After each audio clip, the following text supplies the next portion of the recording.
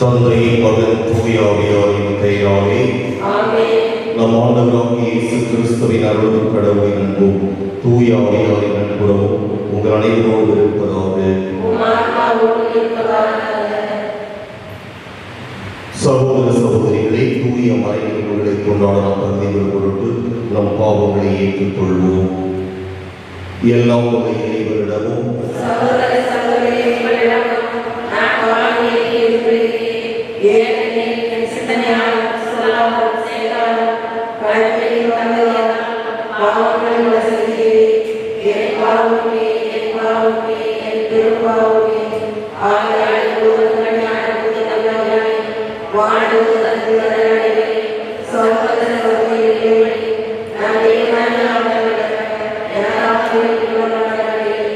எல்லாம் ஒரு இறைவனமே இறக்கம் வைத்திரும் பாவங்களை மன்னித்து நம்மை இறைவாழ்வுக்கு அழைத்து செல்வாராக.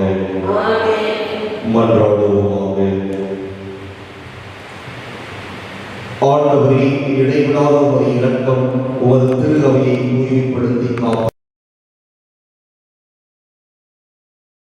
பாதுகாப்பாக இருக்க முடியாது என்பதால் உமது கொடையினால் அது என்றும் ஆளப்படுவதாக. உம்மோடு தூய ஆவியாரின் ஒன்றிப்பில் இறைவனாய் என்றென்றும் வாழ்ந்து ஆட்சி செய்கின்ற அவர் வழியாக உம்மை மன்றாடுகின்றோம். முதல் வாசகம். இஸ்ரேலிலே தொழுநோயாளர்கள் பலர் இருந்தனர். சிரியாவை சார்ந்த நாமானுக்கே நோய் நீங்கியது. அரசர்கள் 2ஆம் நூலிலிருந்து வாசகம். அதிகாரம் 5 இறைவசனங்கள் 1 முதல் 5-15 வரை.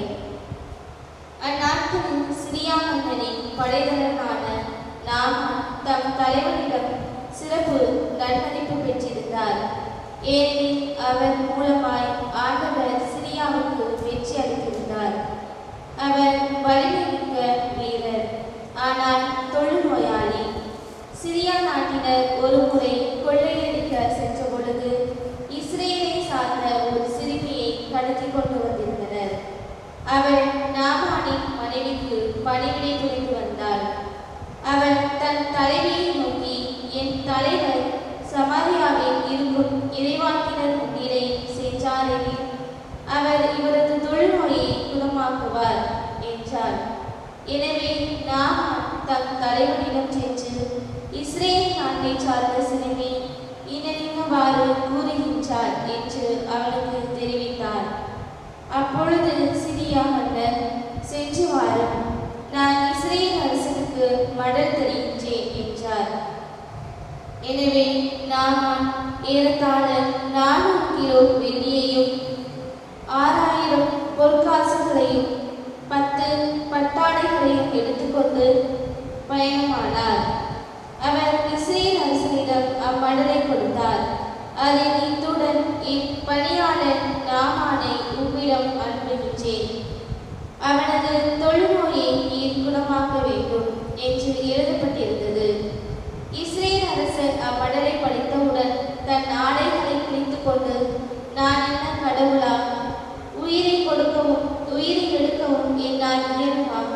சிரியா மன்னன் ஒருவனை என்னிடம் அனுப்பி அவனுக்குள்ள தொழுநோயை குணப்படுத்த சொல்கின்றானே, என்னோடு போரிட அவன் வாய்ப்பு தேடுவதை பார்த்தீர்களா என்று கூறினான்.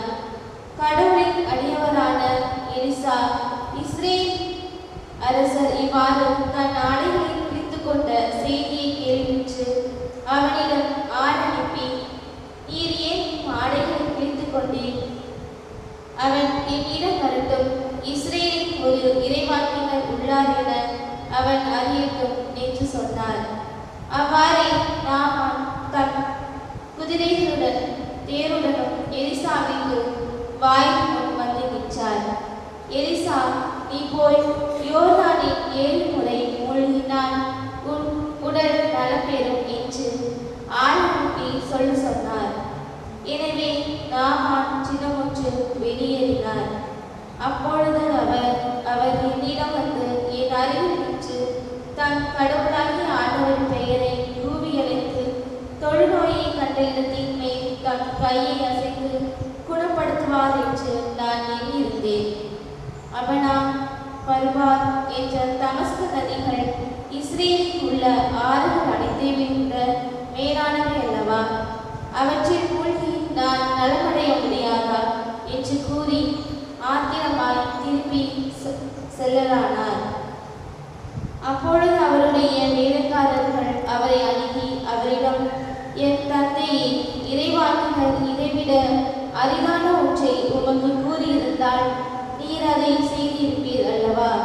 மாறாக மூழ்கி எழும் நடைபெறுவீர் என்று அவர் கூறும்போது அதை நீர் செய்வதற்கென்ன என்றனர்.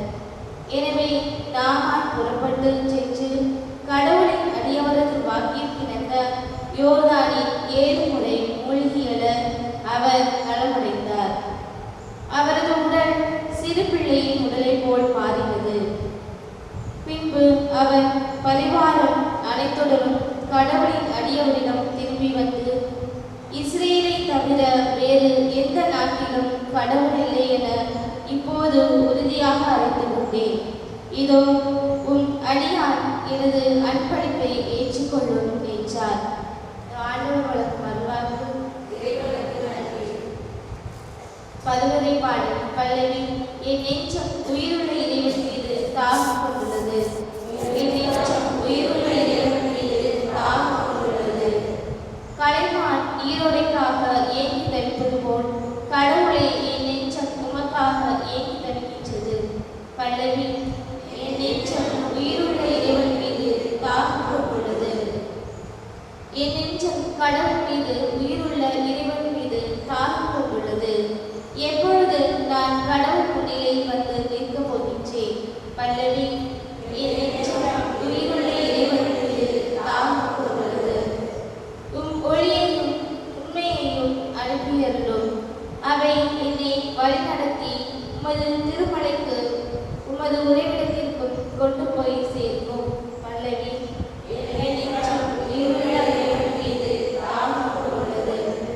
அப்பொழுது நான் கடவுளின் பீடம் செல்வேன். என் மன மகிழ்ச்சியாகிய இறைவனிடம் செல்வேன். கடவுளே, என் கடவுளே, யாரிசைத்து ஆர்ப்பரித்து உம்மை புகழ்ந்திடுவேன். பல்லவி. உயிருள்ள இறைவன் மீது தாகம் கொண்டுள்ளது.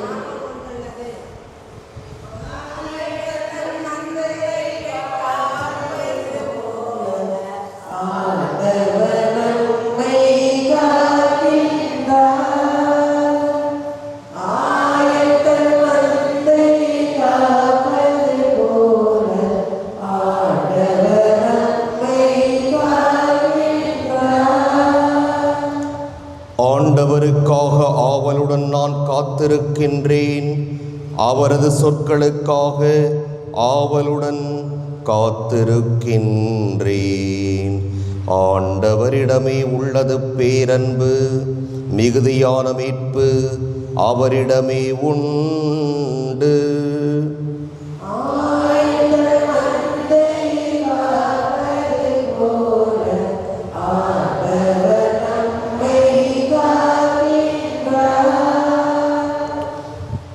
ஆண்டவர் உங்களோடு இருப்பாராக. லூக்கா எழுதிய தூய நற்செய்தியிலிருந்து வாசகம். அதிகாரம் 4, இறைவாக்குகள் 24 தொடக்கம் 30 இறுதியாக. இயேசு நாசரேத்துக்கு வந்திருந்த போது தொழுகை கூடத்தில் மக்களை நோக்கி கூறியது, நான் உறுதியாக உங்களுக்கு சொல்கிறேன், இறைவாக்கினர் எவரும் தம் சொந்த ஊரில் ஏற்றுக்கொள்ளப்படுவதில்லை. உண்மையாக நான் உங்களுக்கு சொல்கிறேன், எலியாவின் காலத்தில் 3½ ஆண்டுகளாக வானம் பொய்த்தது, நாடெங்கும் பெரும் பஞ்சம் உண்டானது. அக்காலத்தில் இஸ்ரேலரிடையே கைம்பெண்கள் பலர் இருந்தனர். ஆயினும் அவர்களுள் எவரிடமும் எலியா அனுப்பப்படவில்லை.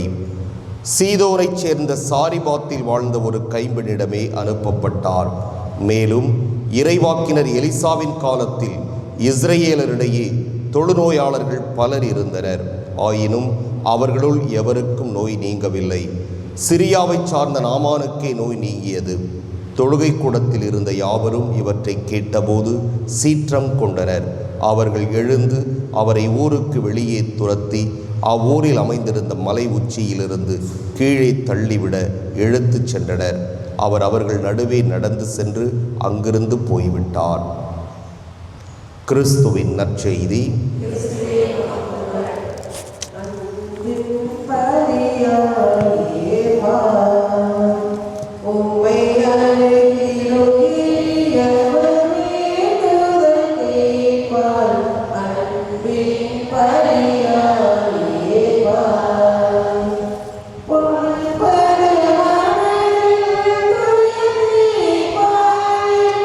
ஆண்டவரை அனைத்துலகம் நிறைவானில் வாழ்த்துப் பெறுவீராக. இது வல்லன் மேலும் நாம் தப்பத்தை பெற்றுள்ளோம். நிலத்தின் விளைவு மனித உழைப்பின் பயணமான தப்பத்தை ஒப்புக் கொடுக்கின்றோம். இது எங்களுக்கு வாழ்வழைக்கும் அப்பமாக மாறும். இறைவன் என்று வாழ்த்துப் பெறுவாராக.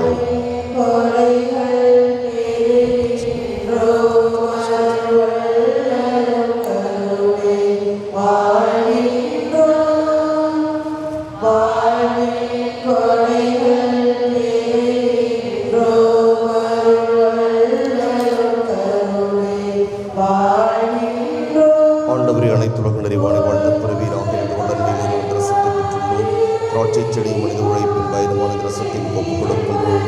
இதை எங்கள் ஆன்மீக பாரமாக மாறும். இறைவன் என்று வாழ்த்துப் பெறுவாராக. ஆண்டவரே தாழ்மையான மனமும் நொறுங்கிய உடம்பு குணங்களை ஏற்றருளும். ஆண்டவரே இறைவா, நாங்கள் என்பது திருமுறை கொடுக்கும் இப்பலை உமக்கு உகந்ததாவதாக.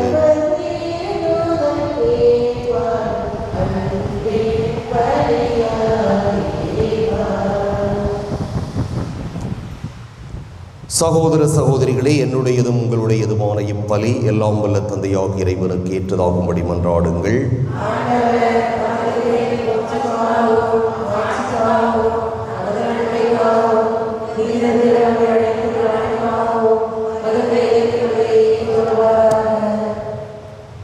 ஆண்டவரே, எங்கள் பணிகளின் காணிக்கையாக நாங்கள் இக்காணிக்கையை உமக்கு அளிக்கின்றோம். இதை நீர் எங்களுக்கு மீட்பளிக்கும் அருள் அடையாளமாக நிறைவுற செய்வீராக. எங்கள் ஆண்டவராகிய கிறிஸ்து வழியாகவே மன்றாடுகின்றோம். ஆண்டவர் உங்களோடு இருப்பாராக. இதயங்களை மேலே எழுப்புங்கள். நாம் இறைவனாகிய ஆண்டவருக்கு நன்றி கூறுவோம். ஆண்டவரே, தூயவரான தந்தையே, என்றும் உள்ள எல்லாம் வல்ல இறைவா, எந்நாளும் இவ்விடத்திலும் நாங்கள் உமக்கு நன்றி செலுத்துவது மெய்யாகவே தகுதியும் நீதியுமாகும். எங்கள் கடமையும் மீட்புக்கு உரிய செயலும் ஆகும்.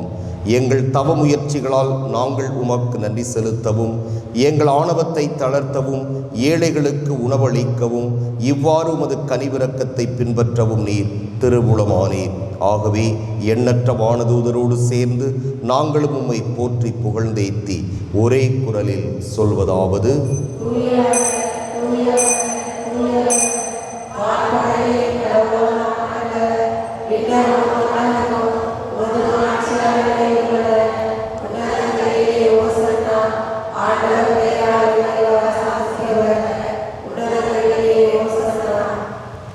ஆண்டவரே, நீர் மெய்யாகவே தூயவர், தூய்மை அனைத்துக்கும் ஊற்றாகவே உம்முடைய ஆவியை பொழிந்து இக்காணிக்கைகளை தூய்மைப்படுத்த உம்மை வேண்டுகிறோம். இவ்வாறே எங்கள் ஆண்டவர் இயேசு கிறிஸ்துவின் உடலும் இரத்தமுமாக எங்களுக்கு இவை மாறுவனவாக.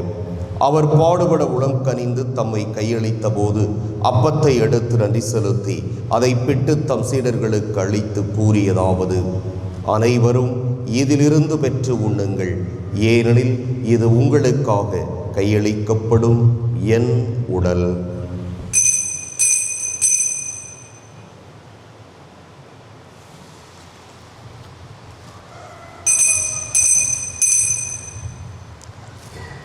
அவ்வண்ணமே இரவு விருந்தை அருந்தியபின் கிண்ணத்தையும் எடுத்து மீண்டும் உமக்கு நன்றி கூறி தம் சீடர்களுக்கு அளித்தவர் கூறியதாவது: அனைவரும் இதிலிருந்து பெற்று பருகுங்கள், ஏனெனில் இது புதிய நிலையான உடன்படிக்கைக்கு உரிய என் இரத்தத்தின் கிண்ணம்.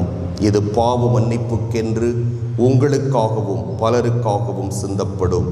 இதை என் நினைவாகச் செய்யுங்கள்.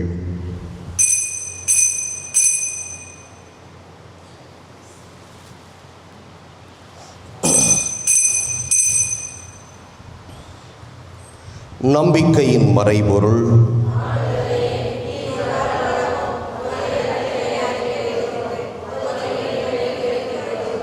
ஆகவே ஆண்டவரே, நாங்கள் கிறிஸ்துவின் இறப்பினையும் உயிர்ப்பினையும் நினைவு கூர்ந்து வாழ்வு தரும் அப்பத்தையும் மீட்பளிக்கும் கிண்ணத்தையும் உமக்கு ஒப்புக் கொடுக்கின்றோம். உம் திருமுன் நின்று உமக்கு ஊழியம் புரிய தகுந்தவர்கள் என எங்களை ஏற்றுக்கொண்டீர். எனவே உமக்கு நன்றி செலுத்துகிறோம். மேலும் கிறிஸ்துவின் உடலிலும் இரத்தத்திலும் பங்கு கொள்ளும் எங்களை தூய ஆவியார் ஒன்று சேர்க்க வேண்டுமென உம்மை தாழ்மையுடன் மன்றாடுகின்றோம். ஆண்டவரே, உலகெங்கும் பரவியிருக்கும் ஒரு திரு அவையை நினைவு கூர்ந்தருளும். எங்கள் திருத்தந்தை லியோ, எங்கள் ஆயர் சகாயராஜ், எல்லா திருநிலையினராக அனைவரோடும் உமது திரு அவை அன்பில் நிறைவு பெறச் செய்தருளும். மேலும் உயிர்த்தெழும் எதிர்நோக்குடன் துயில் கொள்ளும் எங்கள் சகோதரர் சகோதரிகளையும் இறந்தோர் அனைவரையும் இரக்கத்துடன் நினைவு கூர்ந்து உமது திருமுக ஒளியினுள் ஏற்றருளும். எங்கள் அனைவர் மீதும் இரக்கமாயிரும். கடவுளின் கன்னித்தாயான புனித மரியா, அவருடைய கணவரான புனித யோசேப்பு, புனித திருத்தூதர்கள், இவ்வுலகில் உமக்கு உகந்தவராய் இருந்தோராகிய புனிதர் அனைவருடனும் நாங்கள் நிலை வாழ்வில் பங்கு கொள்ளும் தகுதி பெற்று உம் திருமகன் இயேசு கிறிஸ்து வழியாக உம்மை புகழ்ந்தேத்தும் வரமருள உம்மை மன்றாடுகிறோம்.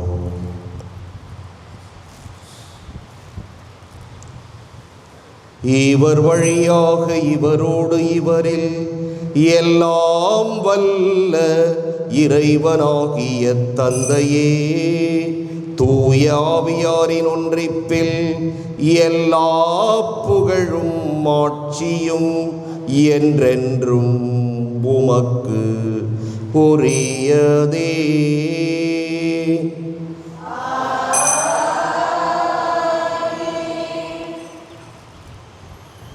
மீட்பரின் கட்டளையால் கற்பிக்கப்பட்டு இறைபடைப்பினையால் பயிற்சி பெற்ற நாம் துணிந்து சொல்வோம்.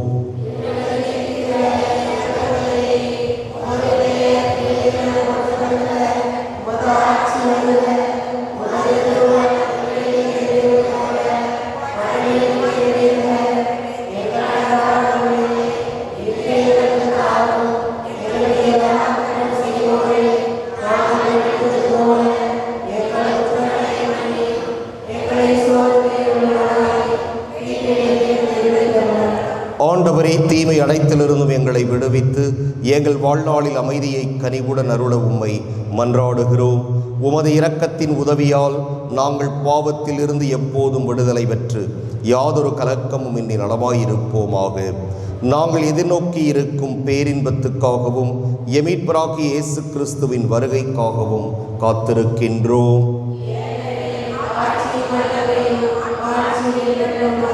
ஆண்டவரே இயேசு கிறிஸ்துவே, அமைதியை உங்களுக்கு விட்டுச் செல்கிறேன், என் அமைதியையே உங்களுக்கு அழைக்கின்றேன் என்று உம் திருத்தூதர்களுக்கு மொழிந்தீரே. எங்கள் பாவங்களை பாராமல் உமது திரு அவையின் நம்பிக்கையை கண்ணோக்கி உமது திருவுளத்துக்கு ஏற்ப அதற்கு அமைதியையும் ஒற்றுமையையும் அளித்தருள்வீராக. என்றென்றும் வாழ்ந்து ஆட்சி செய்கின்றவர் நீரே. ஆண்டவருடைய அமைதி உங்களோடு என்றும் இருப்பதாக. ஒருவருக்கொருவர் அமைதியை பகிர்ந்து கொள்வோம்.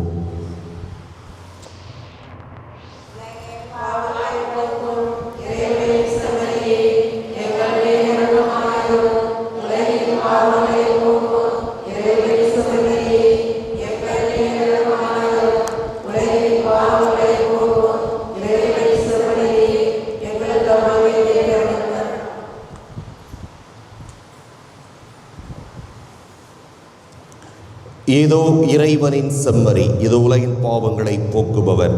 செம்மறியின் விருந்துக்கு அழைப்பு பெற்றோர் பேறு பெற்றோர்.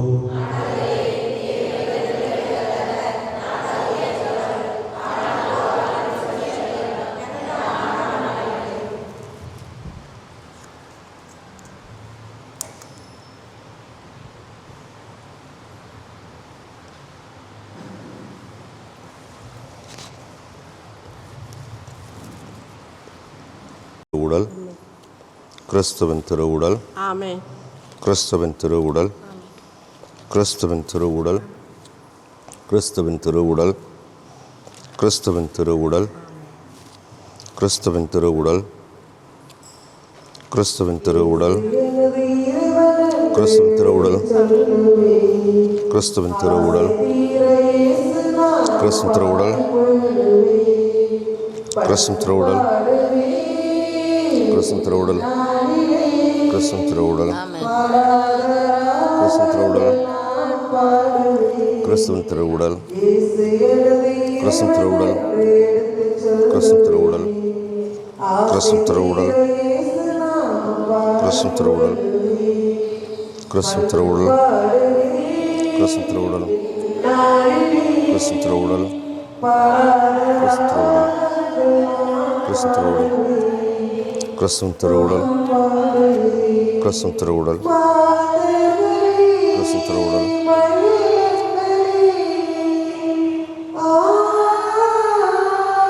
மக்களினத்தாரே, நீங்கள் அனைவரும் ஆண்டவரை புகழுங்கள், ஏனெனில் நம்மீது அவரது இரக்கம் நிலையாய் உள்ளது. மன்றாடுவோமாக. ஆண்டவரே, எங்களுக்கு அருள் புரிய உம்மை வேண்டுகிறோம். உமது திருவிருந்தில் நாங்கள் பங்கேற்பது எங்களுக்கு தூய்மை அளித்து ஒற்றுமையையும் வழங்குவதாக. எங்கள் ஆண்டவராகிய கிறிஸ்து வழியாக உம்மை மன்றாடுகின்றோம். ஆண்டவர் உங்களோடு இருப்பாராக. எல்லாம் வல்ல இறைவன் தந்தை, மகன், தூய ஆவியார் உங்களுக்கு ஆசி வழங்குவாராக. சென்று வருவோம். திருப்பலி நிறைவேறிற்று.